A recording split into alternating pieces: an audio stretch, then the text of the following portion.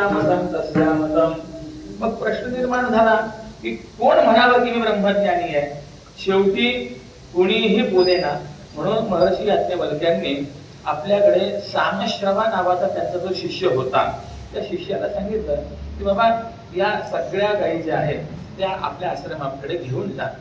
हे ऐकल्यानंतर बाकीचे जे काही ऋषी बसलेले होते त्यांनी सांगितलं याज्ञवल्क्य थांबा, राजाची अट आहे जो ब्रह्मविद वरिष्ठ असेल त्याने या गायी न्यायच्या आहेत. तू स्वतःला ब्रह्मज्ञानी समजतोस काय? याज्ञवल्क्यांनी उत्तर दिलं ब्रह्मिष्ठाय वयं नमस्कुर्मः वयं गोकामास्मः. जे ब्रह्मनिष्ठ आहेत त्या सगळ्यांना माझा नमस्कार असो.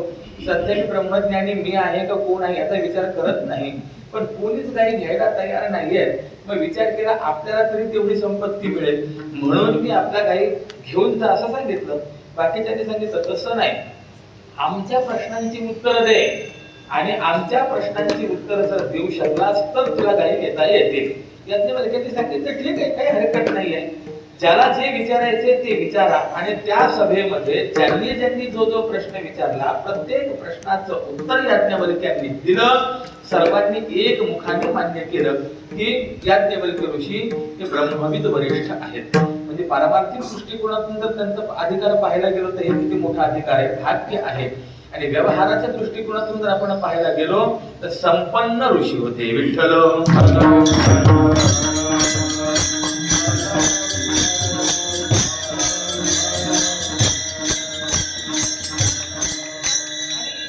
असाच ह्याच वर्गामध्ये संत मांदियाळीमध्ये जर आपण विचार करायला गेलो तर शांती ब्रह्मश्री एकनाथ महाराजांचा विचार आपल्याला करावा लागेल. कारण की प्रायः जर आपण पाहिलं तर संत मांदियाळीमध्ये प्रापंचिक दृष्टिकोनातून अनुकूलता सर्व संतांना नाही, परंतु शांती ब्रह्मश्री एकनाथ महाराजांचा जर आपण विचार केला तर दोन्हीही बाजूने अनुकूलता हो. किंबहुना नाथ महाराजांनी रामायण लिखाणाला आरंभ करावा तर मारुती राजांनी प्रत्यक्षामध्ये त्या ठिकाणी येऊन बसावं. नाथ महाराजांचं एकनाथ भागवत जर आपण पाहिलं तर काशी क्षेत्री त्या भागवताची पूर्णता व्हावी, गंगा मातेने स्वतः त्या भागवताचा स्वीकार करावा आणि काशी मधून हत्तीवरनं त्या एकनाथी भागवताची मिरवणूक निघाली. हा ज्यांच्या वाङ्मयाचा अधिकार आहे. आणि व्यावहारिक दृष्टिकोनातून जर आपण पाहायला गेलो तर सगळ्या प्रकारची अनुकूलता आहे की नाहीये. पत्नी अनुकूल आहे, सांपत्तिक स्थिती सुद्धा चांगली आहे. किंबहुना इतर संतांचा जर विचार केला तर सांपत्तिक स्थिती हलाखीची आपल्याला पाहायला मिळते. पण तीच शांती ब्रह्मश्री एकनाथ महाराजांची स्थिती पाहिली तर देवाच्या नैवेद्याकरता रोजचा पुरणपोळीचा नैवेद्य महाराज. बरं याच्या पलीकडे काय सांगावं? लोकांनी कीर्तन प्रवचन ऐकायला यावं याच्याकरता म्हणून साखर वगैरे देत असत. म्हणजे याचाच अर्थ असा आहे लोकांनी यावं याकरता देण्याची परंपरा तेव्हापासून चालू आहे. विठ्ठल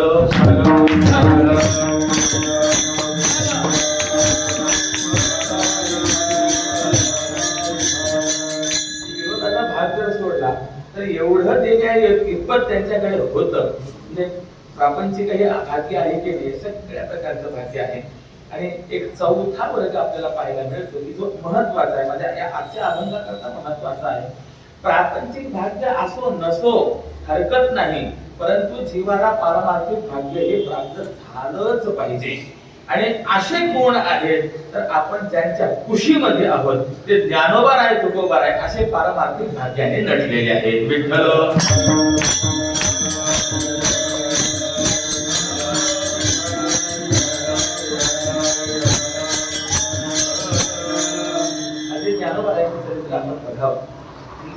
ज्यावेळेला ज्ञानोबाराय संजीवन समाधी घेण्याकरता प्रवृत्त झाले त्यावेळेला सर्वांनाच ते दुःख अनिवार्य झालं. मुक्ताबाईंनी आपल्या अंतःकरणातली हळहळ ती भगवंतासमोर त्यावेळेला व्यक्त केली. मुक्ताबाईंनी सांगितलं देवा काय सांगावं तुम्हाला, अरे आमचे आई वडील आम्हाला समाजाने सुख द्यावं स्वीकारावं यासाठी देहांत प्रायश्चित्त घेण्याकरता निघून गेले.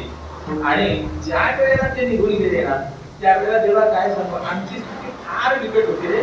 लहान होतो ताता आणि माता गेली ते निघून तेव्हा आम्ही लहान पांडुरंगा आणि मग मी लहान होते, मला सांभाळायला कोणीतरी पाहिजे, म्हणून सोपान काका मला सांभाळायचे आणि निवृत्ती दादा ज्ञानोबाराय हे भिक्षा मागण्याकरता जायचे. निवृत्ती ज्ञानेश्वर कोरांगाचे अन्न सोपान सांभाळी मद लागे. अशा स्थितीमधनं आम्ही जेव्हा पुढे आलो, केम बघूना ज्ञानोबारायांची कशी होती, पर्णकुटीच होती. त्यामध्ये शेवटी जीवन म्हटल्यानंतर काहीतरी अन्नधान्य लागेल की नाही, पण भिक्षा मागून प्राप्त झालेले जे काही अन्नधान्य असेल ते साठवून ठेवण्याकरता यांच्याकडे कुठलंही धातूचं पात्र नव्हतं, एखादा डबा वगैरे नव्हतं महाराज. मग साठवायचं कशामध्ये? परळ भोपळ्याची घरामाची संपत्ती, मातीचं परळ आणि तो आपला भोपळा असतो तो वाळवायचा, नंतर वरण कापायचा, आतला गर काढून टाकायचा आणि त्याच्यामध्ये जी झालेली मोकळी जागा आहे त्याच्यामध्ये सगळं साठवायचं.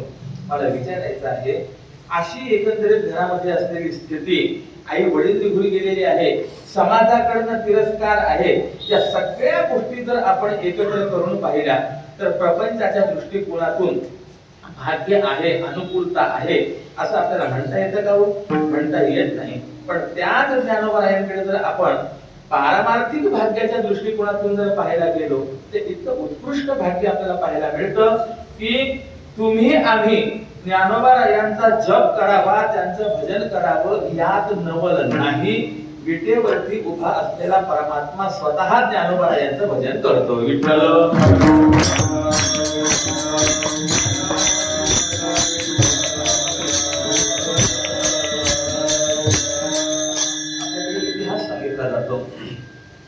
भक्तवर्य वैकुंठवासी श्री प्रल्हाद महाराज पडवे एक दिवस रावळाचं द्वार जे आहे ते बंद केलेलं होतं. पहाटे काकड्या करता म्हणून ज्या वेळेला गेले तर मंदिरातून भजनाचा ध्वनी ऐकायला यायला लागला.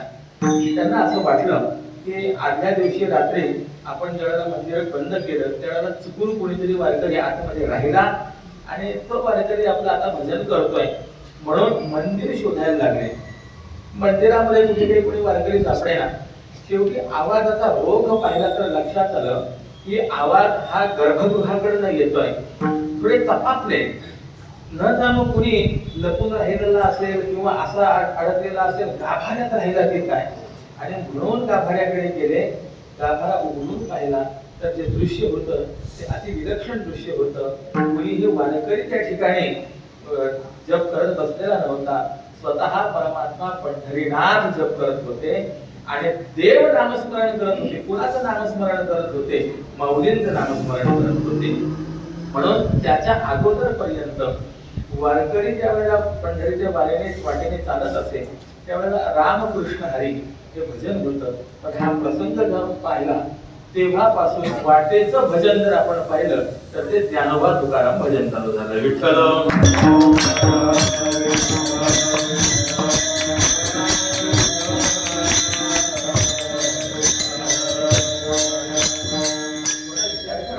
एवढं पारमार्थिक भाग्य आपण जर पाहिलं तर ते कुणाच्या वाट्याला आलो? ज्ञानोबारायांच्या. इतर कुणाच्याही वाट्याला आपल्याला पाहायला सापडत नाही. जगद्गुरु तुकोबारायांच्या वाट्याला एक भाग्य आहे. प्रापंचिक भाग्य नसू दे परंतु हे पारमार्थिक भाग्य आहे.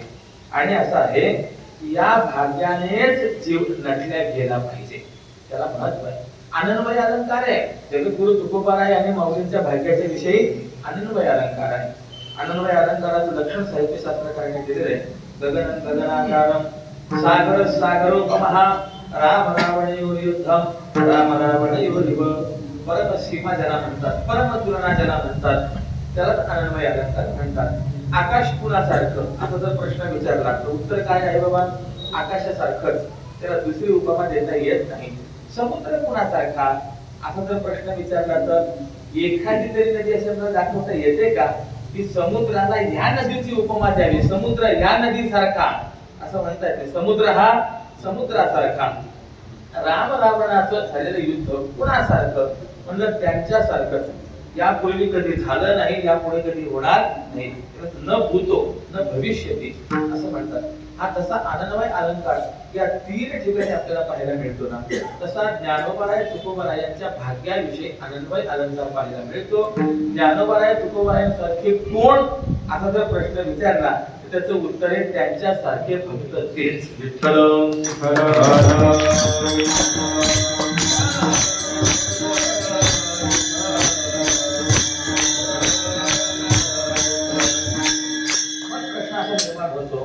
की एवढं भाग्य त्यांना प्राप्त झालं, परंतु हे भाग्य प्राप्त होण्याकरता काय केलं पाहिजे, तुम्ही आम्ही तसे भाग्यवान झालो पाहिजे.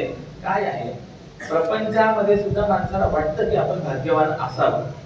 की केव्हा वाटतं, ज्या वेळेला एखादा दुसरा पाहिला आणि त्याच्याकडची स्थिती पाहिली की त्या दुसऱ्याला वाटत असतं की आपणही या स्थितीला पोहोचलं पाहिजे, असे भाग्यवान असलो पाहिजे.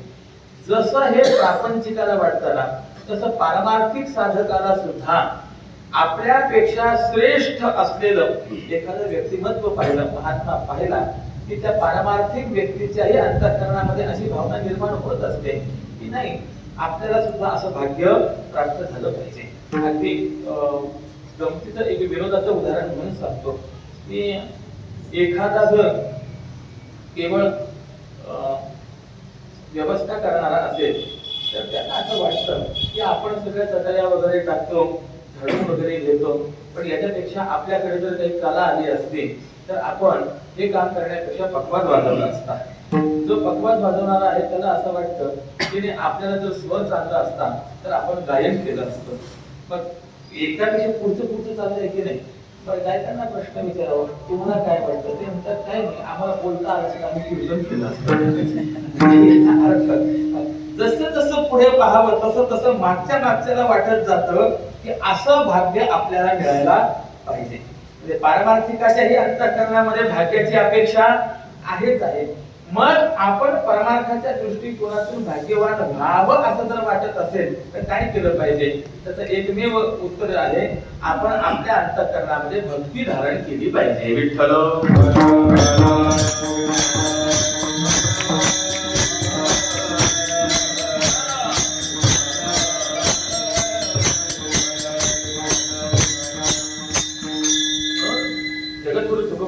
आज या भाग्याचा विचार मांडलेला आहे की आम्ही देखील भाग्य मानतो. प्रापंचिक ज्याला भाग्य म्हणतात त्याला आम्ही भाग्य म्हणत नाही. भाग्य तरी नोहे धनपुत्र दारा निकटवास बरा संतापाई. प्रापंचिक ज्याला भाग्य म्हणतो त्याला आम्ही भाग्य म्हणायला तयार नाही. परंतु भाग्य ही संकल्पना आम्हाला मान्य आहे. मग प्रश्न असा निर्माण होतो की तुम्ही कुणाला भाग्यवान म्हणता, त्याचं उत्तर अभंगाच्या प्रथम चरणाने भक्तीचा जिव्हाळा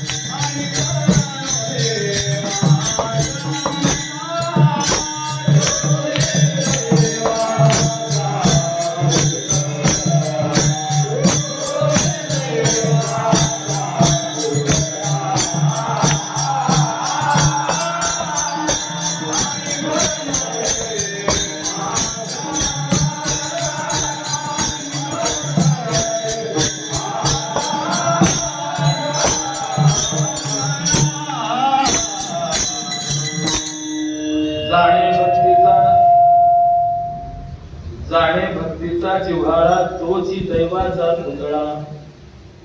दैवाचा पुतळा कोण? तोची. इथे जो काही चकार आहे हा निश्चयार्थक आणि अन्य व्यावर्तक आहे.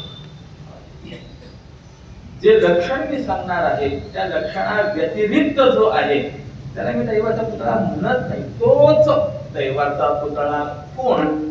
जो जाणे भक्तीचा जिव्हाळा. भक्तीचा जिव्हाळा त्यांना महाराज. भक्ती भक्ती काय आहे?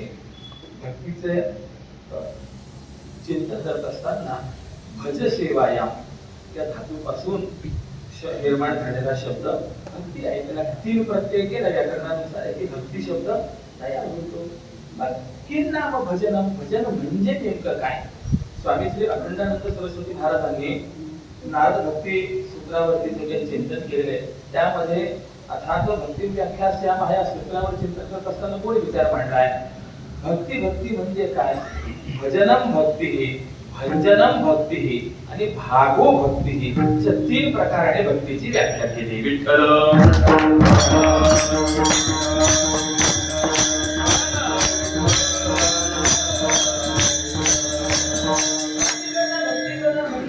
भजन करणं म्हणजेच भक्ती करणं आहे. प्रश्न निर्माण होतो भजन करणं म्हणजे नेमकं काय करायचंय? की नाम भजनम. भजनम नाम रसनम. रसनम भजनम. हे रसन म्हणजे काय? पुन्हा पुन्हा पुन्हा पुन्हा तेच तेच करणं त्याला रसन असं म्हणायचंय. स्वामीजी त्याच्याकरता दिलेला दृष्टांत आहे. आपण जर गाय म्हैस वगैरे चरण्याकरता घेऊन गेलो तर ही जनावरं काय करतात? समोर असलेला चारा जो आहे तो पहिले खाऊन घेतात आणि मग ज्यावेळेला निवांत बसतात त्यावेळेला काय करतात? बसल्या बसल्या पोटामध्ये असलेला जो काही चारा आहे तो पुन्हा मुखामध्ये आणतात आणि चावून चावून पुन्हा तो गिळतात. याला रवंथ करणं असं म्हणतात. म्हणजे जे खाल्लेलं आहे तेच पुन्हा खाणं. हे जसं आहे त्याप्रमाणे जे आतापर्यंत भगवंताच्या संबंधाने करत आलो तेच तेच पुन्हा पुन्हा देवाच्या संबंधाने करणं याला भक्ती असं म्हणायचंय.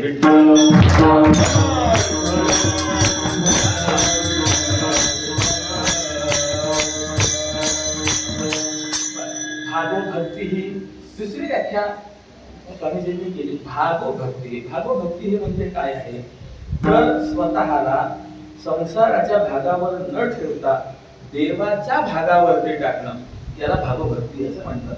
स्वामीजींनी वेदांताचं एक उदाहरण त्या ठिकाणी दिलेले. एष ते रुद्र भागः. एषः हा हे रुद्र ते भागः ते तुझ्या भागावरती आहे. परमार्थ करणं म्हणजे काय आहे? तर आपण जे प्रपंचाच्या भागावरती आहोत प्रपंचाच्या भागावरनं उठून देवाच्या चरणी जाणं बस याचंच नाव परमार्थ आहे. बाकी काही नाही. इथं काय झालं? कबीर महाराजांकडे एक व्यक्ती गेली आणि त्या व्यक्तीने महाराजांना प्रश्न विचारला. महाराज आम्ही अनेक वेळेला ऐकतोय बरेच जण सांगतात की जरा परमार्थाची गाठ धरा, परमार्थ करा, परमार्थ करा. पण प्रश्न आहे बाबा परमार्थ करा म्हणजे नेमकं काय करायचं तेच कळत नाहीये.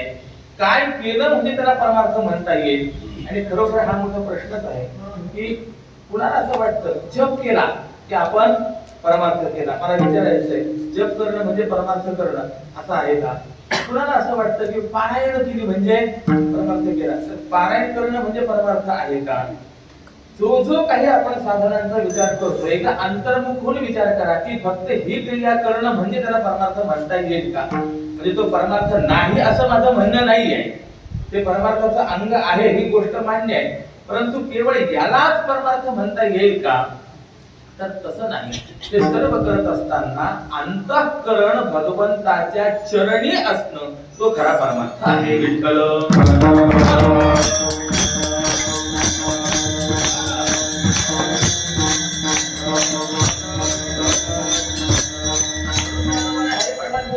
त्रिवेणी संगमी नाना तीर्थे भ्रमी हे सगळं करतोय पण चित्त नाही नामी तरी व्यर्थ. म्हणजे हे फक्त तीर्थांच्या विषयीच आहे असं समजू नये.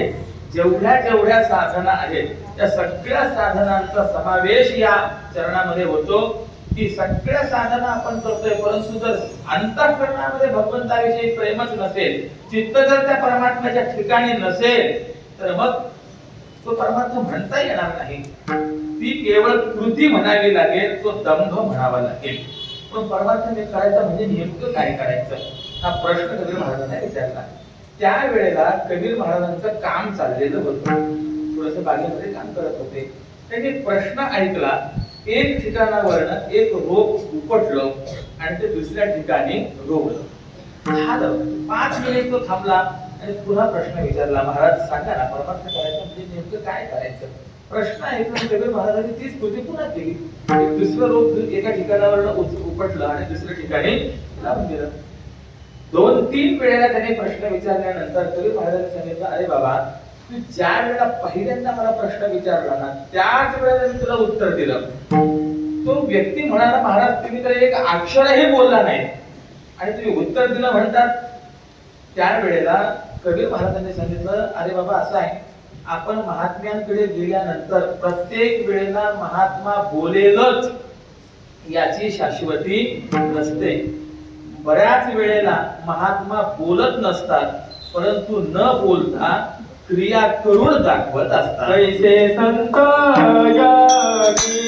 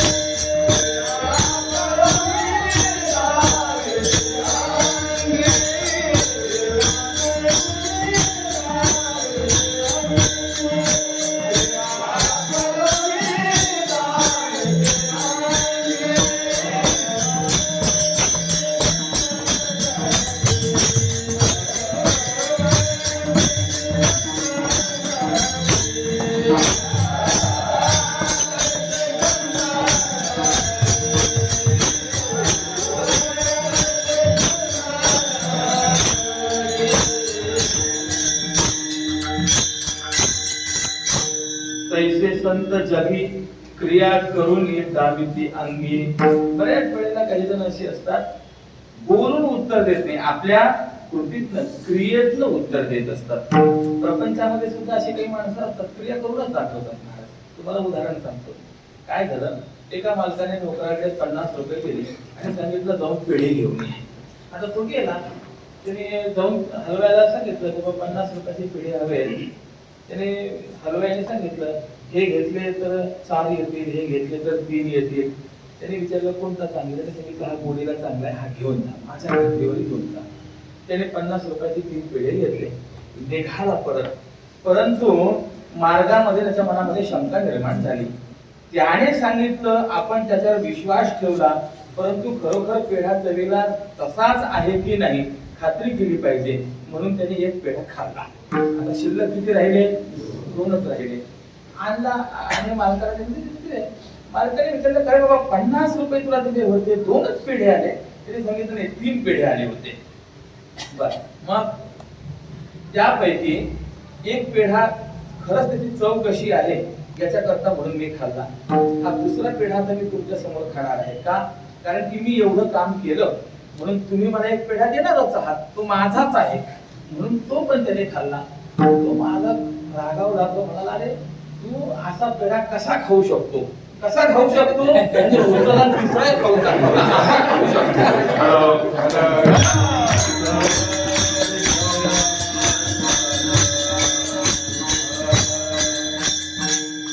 करून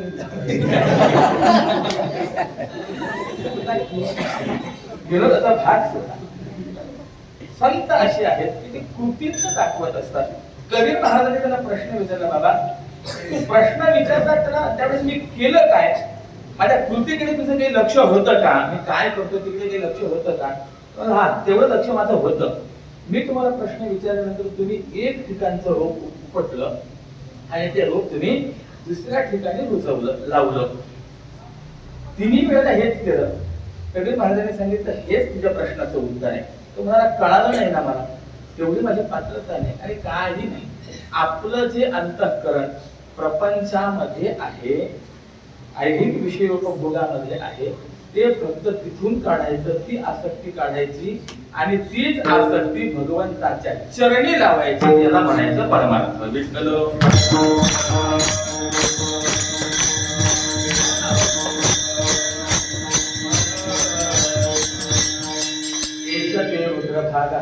स्वामीजींनी फार गोड चिंतन केलेलं आहे. स्वामीजी म्हणाले की कोणाला बोलून दुखवू नका, परंतु एकांतात बसले तर भगवंताला सांगा, देवा ते सगळं जे चाललेलं आहे ना सगळं खोट आहे, तुला मनापासून सांगतो मी तुझा आहे, मी तुझा आहे असं म्हणणं त्याला भक्ती म्हणायचंय. भागो भक्ती ही पूर्ण भक्ती. भक्ती काय आहे, देवापासून वेगळं न राहणं, न विभक्ती ही इति एव भक्ती. तीच खरी असते ती भक्ती. देवापासून वेगळं राहायचं नाहीये. बघा गंमत अशी आहे, देवापासून वेगळं न राहण्याकरता जे जे काही केलं जातं, जे जे करावं लागतं ते सगळं करणं म्हणजे भक्ती आहे. तशी गंगा सागराशी एकरूप होते, तदाकाराकारित होते, त्याप्रमाणे आपण होऊन जाणे अंतःकरणाने भक्ती आहे. पण गंमत अशी आहे, फक्त अशी भक्ती करणारा जो आहे तुकोबार आहे, तो दैवाचा पुतळा म्हणत नाही, जाणे भक्तीचा जिव्हाळा म्हणतात. जिव्हाळा शब्दाचा अर्थ काय आहे, जिव्हाळा शब्दाचा अर्थ जिवंत झरा असा आहे. विठ्ठल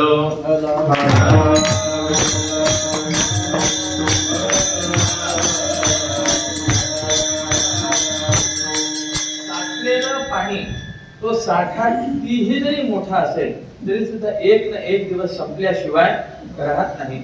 परंतु झरा जर असेल तर कितीही उपसा, परंतु पुन्हा पाठीमागनं येतच राहतं. आपण सर्व इंद्रायणीचा घाट पाहतात, ते भागीरथी कुंड आहे बघा, छोटस कुंड आहे. त्यावेळेला घाटाचं कार्य चाललेलं होतं. प्रायः त्या कुंडावरनच बरंच पाणी जे आहे ते वापरण्याकरता घेतलं जात असे. गंमत अशी आहे, कुंड जर आपण पाहिलं तर छोटं आहे, परंतु कितीही जरी उपसलं तरी सुद्धा ते तळाला जात नाही, तेवढं पुन्हा पाणी त्याच्यामध्ये राहतं. का राहतं, त्याचं एकमेव कारण आहे, पाठीमागून असलेला झरा आहे.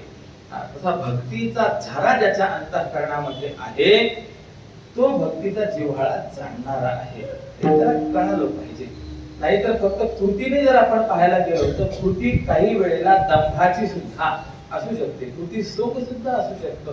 मला विचारायचं आहे, त्याला कदाचित असं होतं की नाही, समोर बराच समाज बसलेला आहे, मग दाखवण्याकरता म्हणून एखाद्या वेळेला वक्ता जो आहे तो रडतो, परंतु खरोखर त्याच्या अंतःकरणामध्ये ती भक्ती असते का, तो भाव असतो का, नाही. दाखवण्याकरता म्हणून ते रडणं असतं. किंबहुना व्यवहारातलं उदाहरण जर आपण पाहायचं असेल तर सासूसाठी रडे सून, पण अंतरेचा भाव भिन्न, ही परिस्थिती असते की नाही.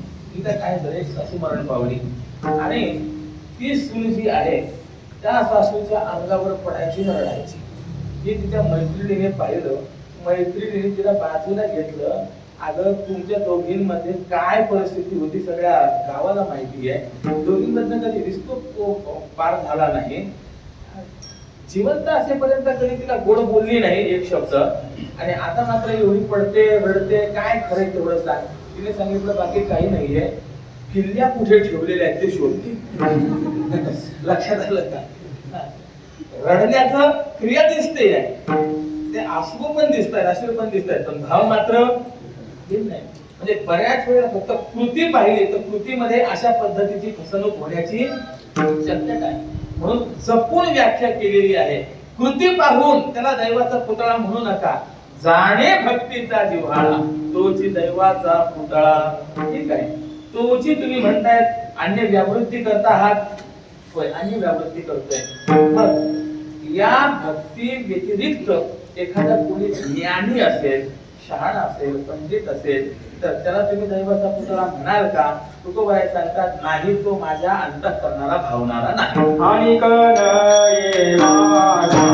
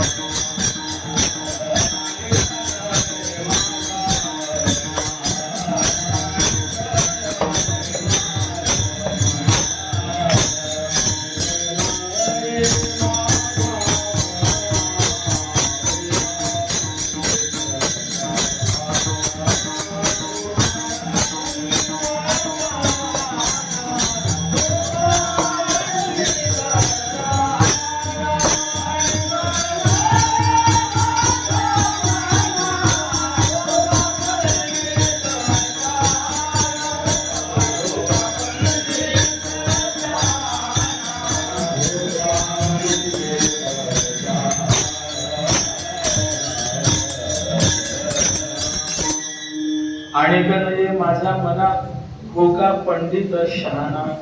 मला विचारायचंय, पंडित आणि शहाणा वेगवेगळे आहेत काही इकडे आहेत? 4 शब्द शिकला की त्याला शहाणा म्हणतात, 4 ग्रंथ शिकला की त्याला पंडित म्हटलं जातं. जो पंडित तो शहाणा, जो शहाणा तोच पंडित. पण जर महाराज पंडित आणि शहाणा 2 शब्द वापरत असतील तर याचाच अर्थ असा आहे की काहीतरी त्याच्यामध्ये भेद असला पाहिजे. बऱ्याच वेळेला असं होतं, 4 शब्द यायला लागले, काही बोलायला लागला की माणसं म्हणतात फार शहाणा झाला, याच्या पुढचा 1.5 शहाणा आहे. मग शहाणा काय आणि पंडित काय? तर ज्याच्यावरती शास्त्र संस्कार आहेत, जो शास्त्रज्ञानी आहे त्याला पंडित म्हणा, आणि जो व्यवहार कुशल आहे त्याला शहाणा म्हणा.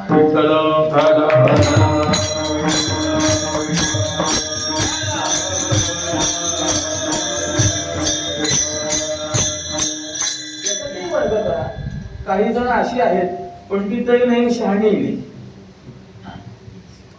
पंडित कोणाला म्हणावं तर शंकराचार्यांनी केलेली व्याख्या आहे, पंडा नाम आत्मविषयिनी बुद्धी यस्यास्ति स पंडिता. आत्मविषयिनी बुद्धी ज्याच्या ठिकाणी आहे त्याला पंडित म्हणायचंय.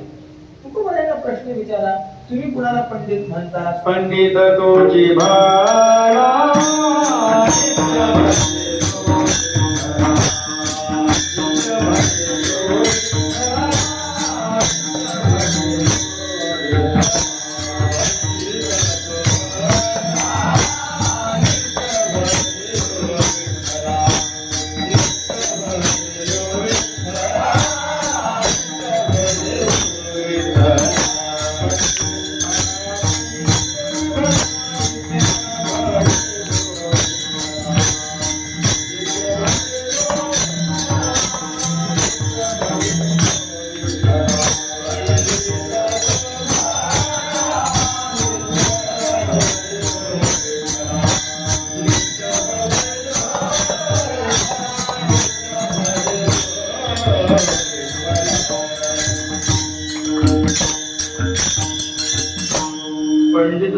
विठ्ठला नित्य भजे जो विठ्ठला. भारतातील हिंदू पंडित शब्दाची व्याख्या आहे. ठीक आहे.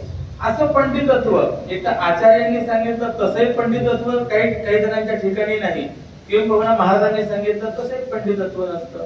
पण ते पंडितत्व नसावं, पण शहाणपण तरी असावं की नाही महाराज. व्यवहार कुशलता तरी असावे की नाही. व्यवहार कुशलही नसतात. काही जण अशी आहेत पंडित असतात पण शहाणे नसतात. काही जण शहाणे असतात पण पंडित नसतात. आणि काहीच असे असतात शहाणे आणि पंडित दोन्ही असतात. ते म्हणाले हे कसं काय महाराज. त्याच्याकरता तुम्हाला उदाहरण सांगतो. काही पंडित आहेत परंतु शहाणे नाही आहेत. याच्याकरता मी उदाहरण देतो. त्या न्यूटनचं उदाहरण देतो. तो आपला शास्त्रज्ञ मानला गेला, पण गंमत अशी एवढा चिकित्सक बुद्धीचा असलेला शास्त्रज्ञ असलेला त्याने एक मांजर पाळलेलं होतं म्हणे. लाडकं मांजर. हा काही काम करायला लागला, काही लिखाण वगैरे करायला लागला की ते मांजर त्याच्या आसपास असायचं, पायात घुटमळायचं वगैरे. आणि ते मांजर व्यायलं. 2-4 पिलं झाली. ते मांजर याच्या पायात घुटमळायला लागल्यानंतर ती पिलं सुद्धा याच्या पाठीमागे घुटमळायला लागली. याच्या कार्यामध्ये व्यत्यय वाढल्या गेला. त्यांनी विचार केला यांची काहीतरी व्यवस्था केली पाहिजे. काय व्यवस्था करावी. एका सुताराला बोलावून घेतलं. आला सुतार. त्याला सांगितलं बाबा की हे जे काही मांजर आहेत, हे जे काही पिलं आहेत ना, तर यांच्या करता मला एक तू लाकडी असं घर बनवून दे. मी तुला एक आकृती काढून देतो, डिझाईन करून देतो. त्या पद्धतीचं मला घर अपेक्षित आहे. त्याने डिझाईन करून दिली. त्या कारागिराने ती डिझाईन पाहिली. असं घर पाहिजे, हो असं घर पाहिजे. गंमत अशी होती त्या लाकडी घराला या शास्त्रज्ञाने 2 दरवाजे ठेवले होते. एक मोठा दरवाजा होता आणि एक छोटा दरवाजा होता. त्या कारागिराला प्रश्न पडला, मांजरी करता बनवतोय, 2 दरवाजे कशा करतात, छोटा मोठा हे काय प्रकरण आहे. म्हणून त्याने त्या शास्त्रज्ञाला प्रश्न विचारला, हा मोठा दरवाजा आणि छोटा दरवाजा कशा करता. त्यांनी सांगितलं, अरे बाबा मांजर आहे ना, मोठी आहे ना, मग त्या मांजरेला जाता येता आलं पाहिजे याच्याकरता मोठा दरवाजा, आणि हे पिलं लहान लहान आहेत म्हणे, मग त्यांच्याकरता छोटा दरवाजा. त्या सुताराने सांगितलं आत्महत्या करतो म्हणे तुमच्या समोर. एवढे मोठे स्वतःला शास्त्रज्ञ समजवतात, म्हणवतात मांजरला जाण्याकरता मोठा दरवाजा आहे.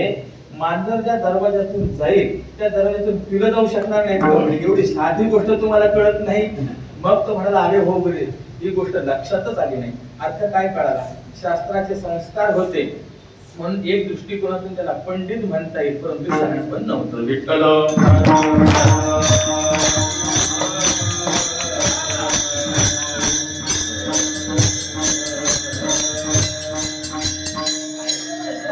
शास्त्राचा त्यांचा काही संबंध नसतो, परंतु व्यवहारामध्ये मात्र चतुर असतात, कुशल असतात.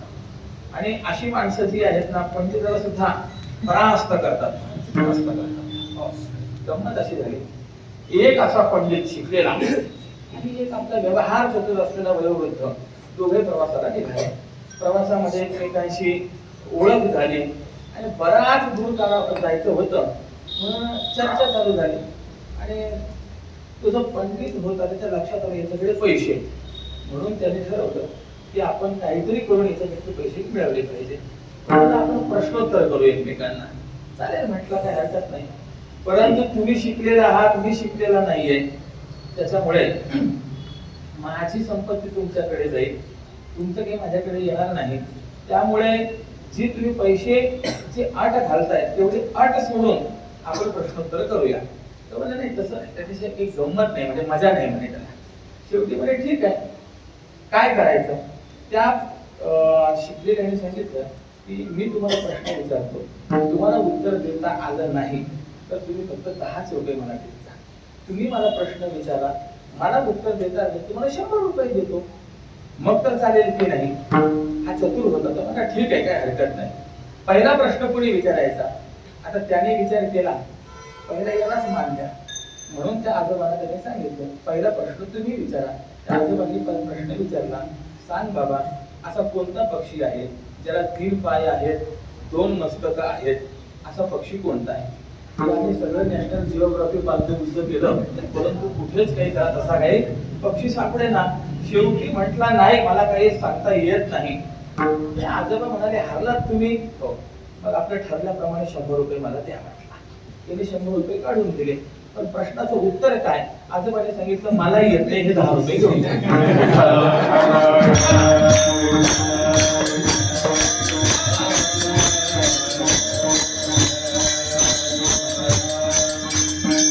नव्हता परंतु शहाणा होता.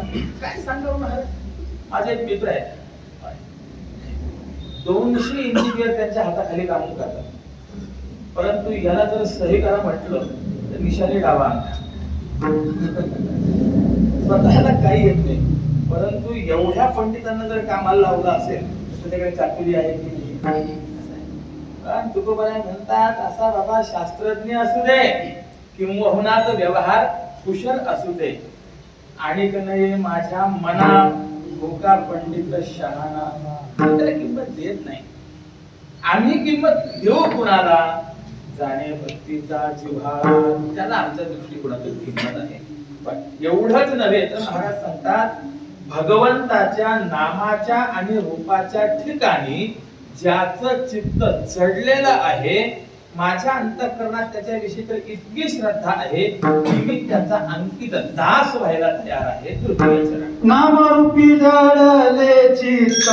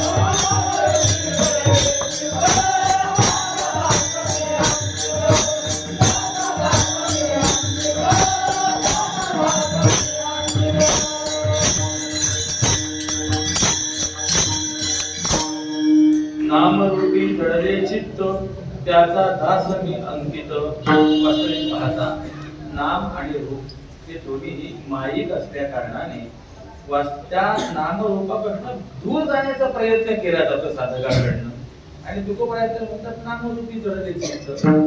तर कोणत्या नामरूपापासून दूर जायचं आहे आणि कोणत्या नामरूपाच्या ठिकाणी चित्त जडवायचं आहे याचा विचार करत असताना परमात्मा व्यतिरिक्त असणारे जी काही नाम आहेत, जी काही रूप आहेत त्यापासून दूर जाण्याचा प्रयत्न करा.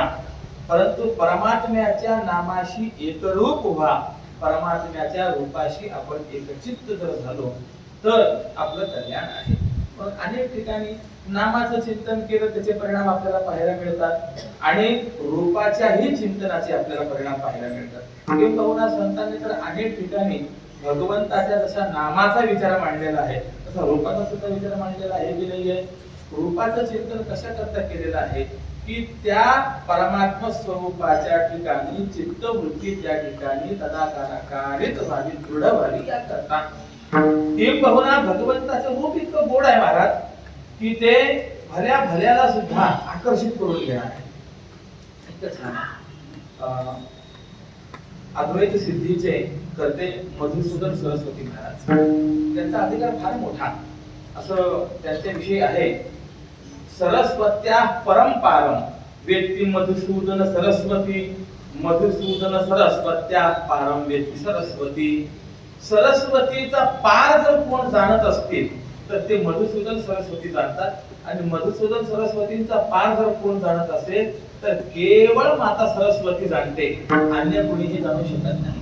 म्हणून बघा आपण ब्रह्मसूत्रांवरती आचार्यांचं भाष्यही आहे आणि मधुसूदनाचार्यांची टीकाही आहे. भाष्य सोपं आहे आणि टीका अवघड आहे. विठ्ठल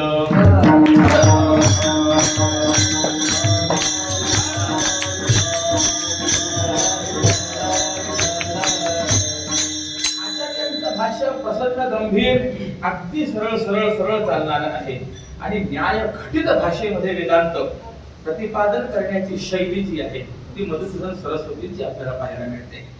सांगितलं तात्पर्य असं त्या मधुसूदन सरस्वतींनी असं म्हटलं अरे आम्ही कोण आहोत, सामान्य नाही आहे. अद्वैत विधी पतिकै रूपास्याः स्वराज्य सिंहासन लब्ध दीक्षाः केनापि शठेन वयं हठेन दासीकृता गोपवधू विटेन. आणि अद्वैत विधी पतिकैहि उपास्याः, अद्वैत मार्गाने जे जाणारे साधक आहेत त्या साधकांनी ज्यांची उपासना करावी, ज्यांच्याकडे बघून अद्वैत मार्गाचं आक्रमण करावं म्हणजे त्या मार्गावर चालावं असे आदर्श भूत असलेले आम्ही आहोत. स्वराज्य सिंहासन लब्ध दीक्षा, स्वराज्य सिंहासनाची दीक्षा आम्हाला प्राप्त झालेली आहे. पण असे कट्टर अद्वैती असलेले आम्ही पण काय झालं म्हणे हठेन केनापि वयम शठेन, बलात् कोणीतरी तो एक शठ आहे त्या शठाने आम्हाला दास केलं म्हणे. दासी कुलता गोप वधू विटेन. त्यांच्या जीवनाचा इतिहास आहे. काशी क्षेत्री राहत होते आणि त्यांनी वृंदावनाच्या कन्हैयाचं अनेक वेळेला श्रवण केलं. श्रुत्वा गुणान भुवन सुंदर शृण्वतांते. जसं रुक्मिणी मातेने देवाला पाहिलेलं नव्हतं. रुक्मिणी मातेने देवाकडे पत्र लिहिलं तर पत्राच्या पहिल्याच श्लोकामध्ये हे चिंतन आहे देवा तुला पाहिलं नाही रे आजपर्यंत, तू कसा आहे, परंतु तुझ्याविषयी ऐकलंय. आणि काय ऐकलं? 2 गोष्टी ऐकल्या. गुणान भुवन सुंदर, तुझे गुणही ऐकले आणि तुझ्या सौंदर्याविषयी सुद्धा मी ऐकले. आणि म्हणून असं तुझं वर्णन महात्म्यांकडून ऐकूनच मी माझं अंतःकरण तुला समर्पण केलेलं आहे. मी मनाने तुला पती म्हणून निवडलेला आहे. गंमत कशी, न पाहता रुक्मिणी मातेने भगवंताला पती म्हणून स्वीकारलेलं होतं, न पाहता. त्याप्रमाणेच या मधुसूदन सरस्वतींची अवस्था झाली. देवाला पाहिलं नाही परंतु देवाविषयी आतापर्यंत ऐकलं आणि अद्वैती असल्यामुळे एकदा त्यांच्या अंतःकरणात इच्छा निर्माण झाली की खरंच लोक एवढं सांगतात की पाहिल्याबरोबर वेळ लावणार असं ते स्वरूप आहे, काय असेल काय असेल एकदा आपण जाऊन पाहायला पाहिजे. आणि म्हणून काशीमधनं ते आले वृंदावनामध्ये आणि कान्होबाचं दर्शन घेतलं महाराज. जे वृंदावनामध्ये जाऊन येतात फक्त निवांत वस्तू दर्शनात झालं पाहिजे. काय वैभव आहे कान्होबाचं, काय सुंदर स्वरूप आहे. आणि दर्शन घेतलं आणि मधुसूदन सरस्वती पुन्हा काशीमध्ये आले. परंतु गंमत अशी झाली की काशीमध्ये त्यांना काही पुन्हा करमेना. शेवटी त्यांनी ठरवलं आता वृंदावनात जाऊन राहिल्याशिवाय आपल्याला समाधान नाही. म्हणून देवासमोर आले आणि देवाला नमस्कार केला. त्यांच्या मुखातून त्या देवाचं त्यावेळेला वर्णन आहे. वंशी विभूषित करान नवनीरदाभात पीतांबराधर बिंबफलाधरोष्ठात् पूर्णेन्दु सुंदर मुखादर विंद नेत्रात् कृष्णात परं किमपि तत्त्वमहं न जाने रूपी जडले चित्त विठ्ठल.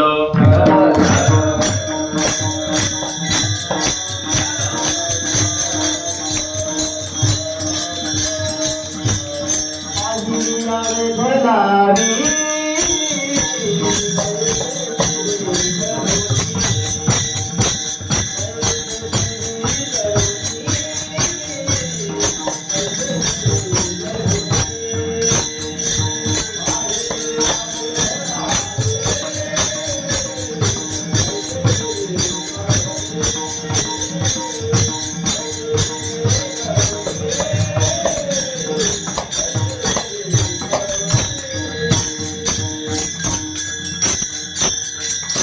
बाहेरील वेळ लावे पैसे जीवी चढवणी ही त्या परमात्म्याची स्थिती आहे.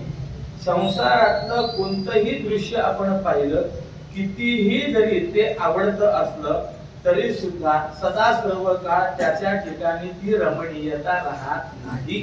ती रमणीयता कमी होत जाते.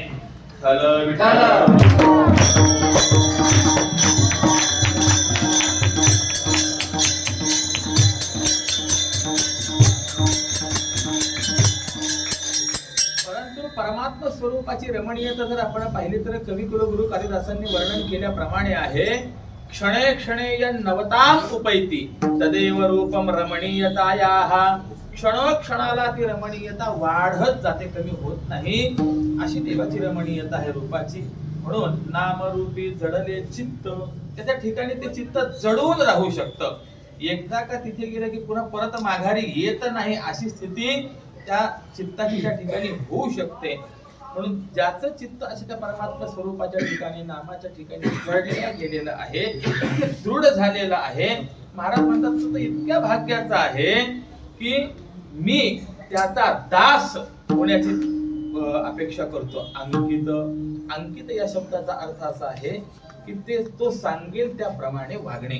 आपल्याला साधुबोध झाला या ठिकाणी सुद्धा आहे की नाही, साधूंचा अंकिला हरिभक्त असं आपल्याला पाहायला मिळतं. हरिभक्त होणं, अंकित होणं म्हणजे काय, ते म्हणतील त्याप्रमाणे वागणं आहे. मी असं करेन.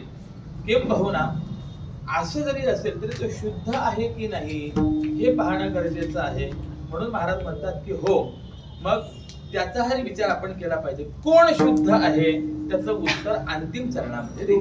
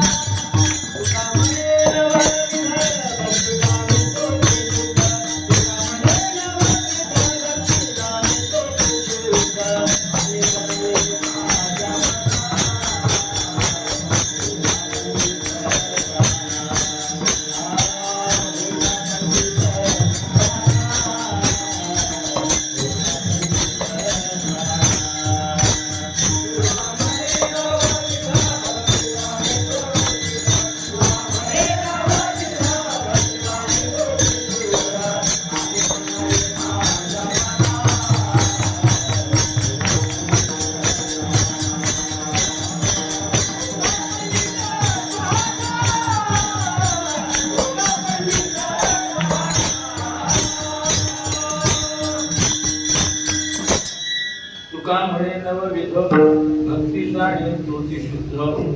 शुद्ध हा शब्द तिहेरी दीपन्यायाने दोन्हीकडे लावायचा आहे, भक्तीकडे लावायचा आहे आणि तोची त्याच्याकडेही लावायचा आहे. तुका म्हणे जो शुद्ध नवविध भक्ती जाणे तोची शुद्ध, असं त्याचा आपल्याला अन्वय करता येऊ शकतो.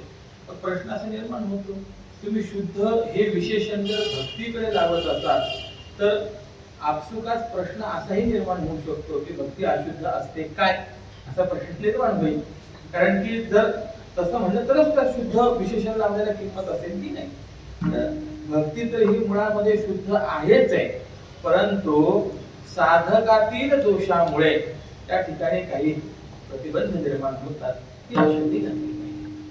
किती प्रकारची भक्ती आहे? नवविध प्रकारची भक्ती आहे. श्रवणम, कीर्तनम, स्मरणम, पादसेवनम, अर्चनम, वंदनम, दास्यम, सख्यम, आत्मनिवेदनम, ही नवविध प्रकारची भक्ती सांगितलेली आहे. श्रवण भक्ती करायची आहे, पण श्रवण भक्ती करत असताना ती कशी करायची? शुद्ध करायची. म्हणजे काय करायचं हो? तर त्या श्रवणामध्ये असलेले जे अंतराय आहेत, प्रतिबंध जे आहेत, ते प्रतिबंध बाजूला करून मग ती श्रवण भक्ती झाली पाहिजे, तर ती शुद्ध भक्ती आहे महाराज. श्रवणामध्ये अंतराय काय काय आहे?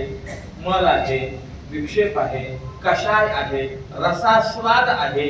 हे 4 प्रकारचे जे दोष आहेत ते बाजूला करून श्रवण करा, मग त्या श्रवणाला किंमत आहे. म्हणून त्या पद्मपुराणामध्ये श्रवण करताना कसं श्रवण करावं त्याचे सुद्धा 4 गुण सांगितले. जसे 4 दोष घालवायचे आहेत ना, तसे 4 गुणांनी युक्त होऊन श्रवण करायचं. काय काय करायचं? पहिली गोष्ट सांगितली, विश्वासो गुरु वाक्येषु स्वस्मिन् दीनत्व भावना मनोदोष जयश्चैव कथायां निश्चला मतिः एवमादि कृतं चेस्या तदा वै श्रवणे फलम. पहिली गोष्ट सांगितलेली आहे, विश्वास हा गुरुवाक्येषु, गुरुवाक्यावरती अत्यंतिक विश्वास असला पाहिजे, दृढ विश्वास असला पाहिजे. ते म्हणतील त्याप्रमाणे ते मान्य करावं. अगदी उदाहरण, एखादी समई समोर आहे, देवते आहे आणि सद्गुरूंनी जर त्या समईकडे बोट करून सांगितलं की हे झाड आहे, तर शिष्याचं आद्य कर्तव्य सांगितलेलं आहे की ते झाड आहे हेच त्या शिष्याने त्या ठिकाणी स्वीकारावं. परंतु तुम्ही म्हणाला असं कसं म्हणणार? गुरुनी समईकडे बोट दाखवले, म्हणाले की हे झाड आहे. शिष्याचं पहिलं कर्तव्य ते आहे की त्याने म्हणावं माझे सद्गुरू जे सांगतायत ते खरं आहे, हे झाडच आहे. पण मनामध्ये शंका निर्माण राहते की नाही, मग हात जोडावे आणि प्रश्न विचारावा, गुरुदेव आपण या पदार्थाकडे पाहून हे झाड आहे असं सांगितलं, परंतु मला ते झाड वाटत नाही, माझ्या दृष्टीला ते झाड आहे असं जाणवत नाही, तर कृपा करा हे झाड कसं आहे हे आपण समजावून सांगा असं नंतर म्हणावं. नंतर काय जे होईल तो भाग निराळा, परंतु सुरुवातीला गुरुदेवांनी जे सांगितलं ते खरं मानणं, याला हे श्रवणातलं पहिलं अंग आहे. विठ्ठल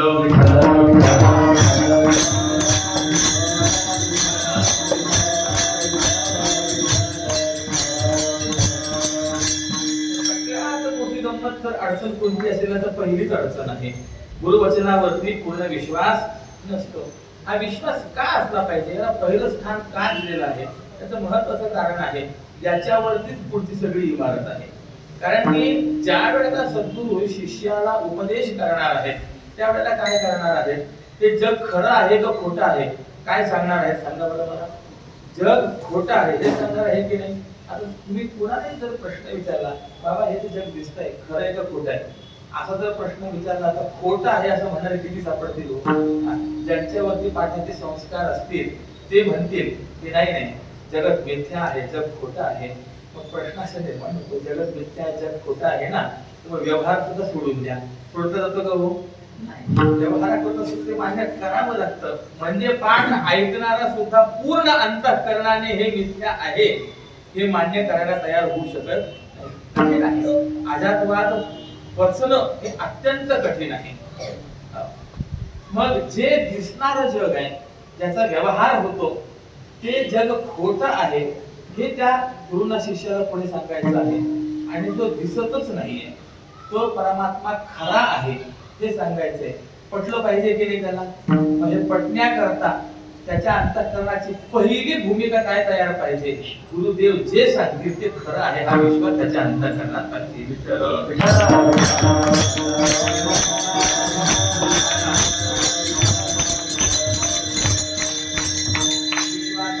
दीनत्व वाक्येषु. त्यानंतर दुसरी गोष्ट आहे स्वस्मिन दीनत्व भावना. स्वतःच्या ठिकाणी दीन भाव असला पाहिजे. दीन भावाने श्रवण करा. बऱ्याच वेळेला असं असतं, ऐकायला आलेली जी मंडळी असतात ना, तर अंतःकरणामध्येच वक्त्याचे वाक्य जे आहेत ते कुरतडत असतात. म्हणून दोन प्रकार असतात, काही श्रोते असतात आणि काही सरोते असतात. सरोता हिंदीमध्ये आडकीत त्याला म्हणतात. आडकीत काय करत असतो, सुपारी आपला कातरत असतो.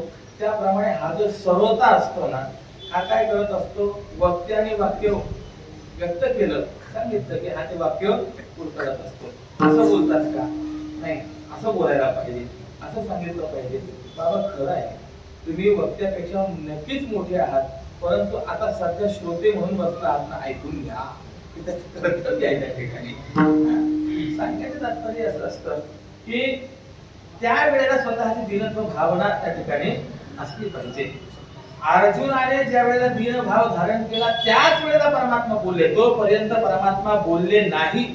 ज्या वेळेला अर्जुनाने भावना व्यक्त केली, कार्पण्य दोषोपहत स्वभावः पृच्छामि त्वं धर्मसम्मूढ चेतः, त्यानंतरच भगवान बोलायला लागले. आत्मज्ञानन्वशोचत्वं प्रज्ञावादांश भाषसे, हे त्यानंतर आहे. म्हणून श्रवणाचं दुसरं अंग आहे स्वस्मिन दीनत्व भावना. तिसरी गोष्ट सांगितलेली आहे मनोदोषदयश्चैव. मनामध्ये असणारे जे काही कामक्रोधादी विकार आहेत त्या विकारांवरती विजय संपादन करून श्रवण केलं पाहिजे. आणि चौथी गोष्ट सांगितलेली कथायाम निश्चलामती. निश्चल मती असली पाहिजे. किंबहुना जनक राजाचं श्रवण आपण नेहमी ऐकतो. जळता खांब मांडीवरती पडला तरी सुद्धा जनक राजा श्रवणामधून व्यग्रचित्त होत नाही. मिथिलायाम प्रदीप्तायाम नवेदहति किंचन. किती उच्च कोटीचं श्रवण आहे, किती निश्चलमती आहे. एवढी निश्चलमती असली पाहिजे. आणि अशा प्रकाराने युक्त होऊन श्रवण केलं की त्याला शुद्ध श्रवण भक्ती असं म्हणायचंय. आणि या अंगांनी युक्त होऊन जर ते श्रवण नसेल, श्रवण झालं नाही का हो? श्रवण झालं, परंतु त्या श्रवणाने जो परिणाम व्हायला पाहिजे तो परिणाम मात्र आपल्याला दिसत नाही. ते नळी कुंकरी सोनारे इकडून तिकडे गेले वारे त्या पद्धतीने बद्ध विठ्ठल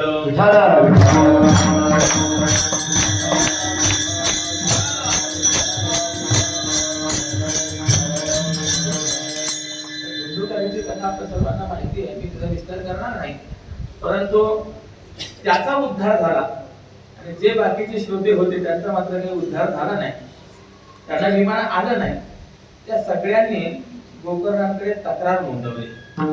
हा पिशाच्या योनीला गेला होता तरी त्याचा उद्धार, आम्ही माणूस आहोत तरी सुद्धा आमचा उद्धार नाही, असं का? त्यावेळेला गोकर्णाने पहिला प्रश्न विचारला. त्याला घ्यायला विमान आलं ते तुम्हाला दिसलं, तुम्हाला आलं नाही. पण माझा तुम्हाला पहिला प्रश्न आहे, जर तुम्हाला घ्यायला विमान आलं तर जायची तयारी आहे का? हा पहिला प्रश्न. माणूस फक्त म्हणतो येऊ द्या बरं, आता आपल्याला विमानाची माझी तयारी बघा बरं. मोठ्या मोठ्याची तयारी. प्रल्हादांना भगवान घेऊन जायला लागले. प्रल्हादाने सांगितलं मी एकटा येणार नाही, माझ्या प्रजेला सोबत घेऊन चला. नैतान विहाय कृपणान विमुमुक्ष एकहा.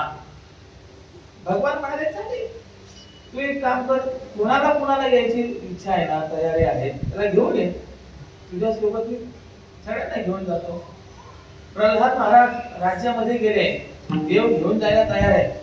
पुन्हा कधीही जन्म नाही, मरण नाही, गर्भवास नाही, कुठलंही सुख दुःख नाही, काही नाही, चला. प्रजेने हात जोडले. महाराज खरंच तुम्ही भाग्यवान धन्य आहात की आमच्या एवढा विचार करताय. यायचंच होतं, परंतु यांना मुलीचं कर्तव्य आहे म्हणून काही येता येत नाही. प्रत्येकाने काही ना काही कारण सांगावं. माणसात कोणी भेटलं नाही हो प्रल्हादांना. शेवटी जनावरांमध्ये पाहायला गेले, डुक्कर भेटले.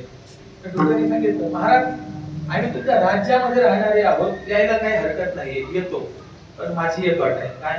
मी एकटा येणार नाही, माझ्या परिवाराला सोबत घ्यावं लागेल. प्रल्हाद महाराज म्हणाले चालेल, आणि तुझा काय परिवार असेल. त्याने आपले 5-50 एकत्र केले आणि आता निघणारच. एवढ्यात त्यांनी प्रल्हादांना प्रश्न विचारला. महाराज एवढं सगळं ठीक आहे, परंतु आमचं खाद्य तिथे वरती मिळेल का? कुठे? वैकुंठात. प्रल्हाद म्हणाले अरे तो वैकुंठ तिथे कसं हे खाद्य मिळतं? त्या डुकराने सांगितलं जर खाद्य मिळत नसेल तर आम्ही यायला तयार नाही. सांगितलं काय आहे कोणाची तयारी असो. दुसरा प्रश्न गोकर्णाने विचारला, तुम्ही म्हणतायत की विमान नाही आलं, पण का आलं नाही? मला माहिती नाही, मी तर कथा सर्वांकरता समान केली आहे. तुम्हाला समजत नाही, मेघवृष्टीने सगळ्यांकरताच मी कथा केलेली आहे, आमच्या एका कथा म्हणून केलेली नाहीये. पण असं का झालं थोडस विष्णुदूतांना विचारा. त्या विष्णुदूताने त्याचं उत्तर दिलं, श्रवणंतु कृतम सर्वैहि न तथा मननं कृतम. ऐकलं सर्वांनी, पण ऐकल्यानंतर जे मनन करायला पाहिजे ना त्या पद्धतीचं मनन केलं नाही. श्रवणस्य विभेदेन फलभेदोत्र संस्थितः. श्रवणाच्या भेदाने या ठिकाणी फलभेद झालेला आहे. म्हणून जर तुम्ही त्या तळमळीने श्रवण केलं, नुसतं श्रवण नाही, श्रवण केल्यानंतर मनन केलं, मनन केल्यानंतर निधिध्यासनापर्यंत गेला तरच त्या श्रवणाला किंमत आहे. विठ्ठल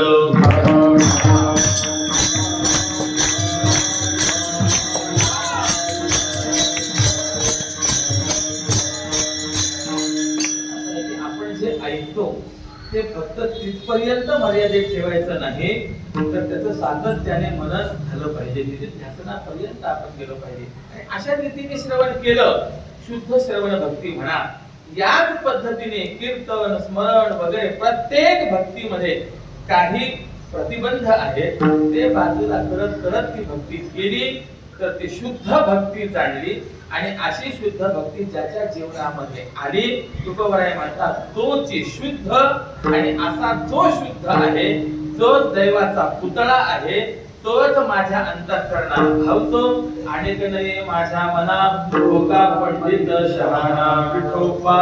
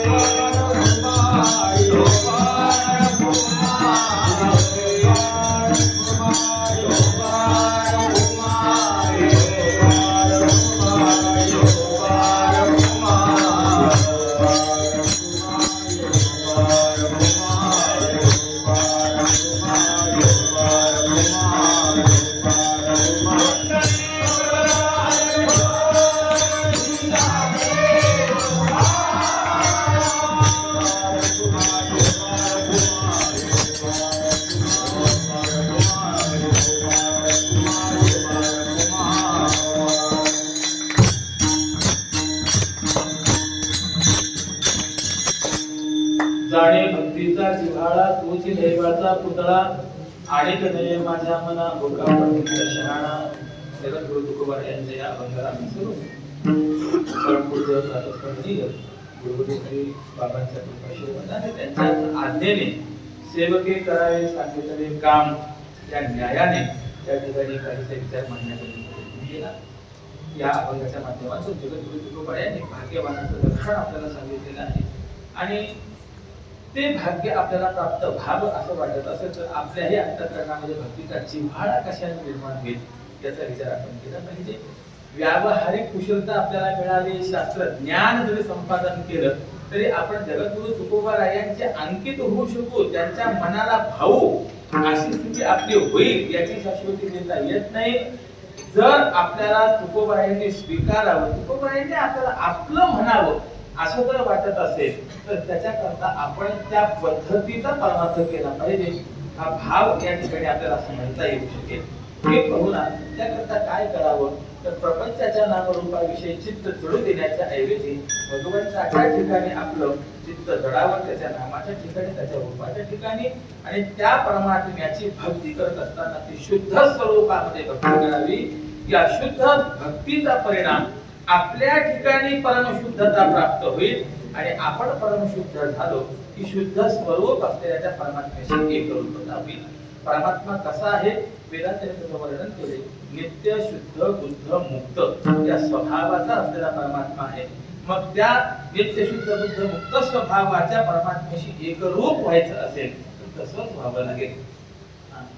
ज्याप्रमाणे